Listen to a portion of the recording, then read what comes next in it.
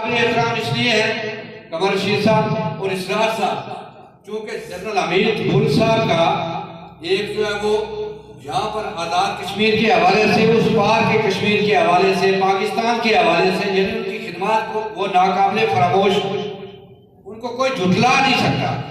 تو اسی حوالے سے ہم نے جو چوز کیا تھا کہ ہم ان کے جو بیٹے ہیں ان کو یہاں پر جو بلائیں گے، اور ہمارے لیے بھی بڑی جو آنر کی بات ہوگی۔ تو ہم آپ کو یہی کہتے ہیں کہ یہ ہم آپ کے حوالے جو وہ کریں گے، یہ سپاس نامہ جو انہی کے لیے ہے، آپ نمائندہ کی حیثیت سے آئے، آپ کو بھی کوئی پیغام دیا ہوگا تو آپ بھی یہاں پر بات رکھیں گے۔ تو چونکہ بہت سارے لوگوں نے بات کرنی تھی تو ہم نے شارٹ کر کے یہ سپاس نامہ میں نے خود ہی کہا کہ یہ میں خود کر لوں گا، اور برفیر کی نمائندگی ویسے بھی جو ہو جائے گی، تو اس کے بعد آپ نے بات کرنی ہے تاکہ لوگ بھی جو فری ہوں گے۔ اور اگر کہیں ہم آپ کو یہ جو وہ کہتے ہیں کہ اگر ہمارا یہ نہ بھی ہوا تو بھی ہم یہ کہتے ہیں یہ کوئی شرط نہیں ہے، لیکن اگر ہمارے یہ جو معاملات ہیں ان میں سے کوئی ہو گیا تو انشاءاللہ جو ہے وہ نیکسٹ عبداللہ گل صاحب اگر ایزی ہوئے تو ان کا یہاں پر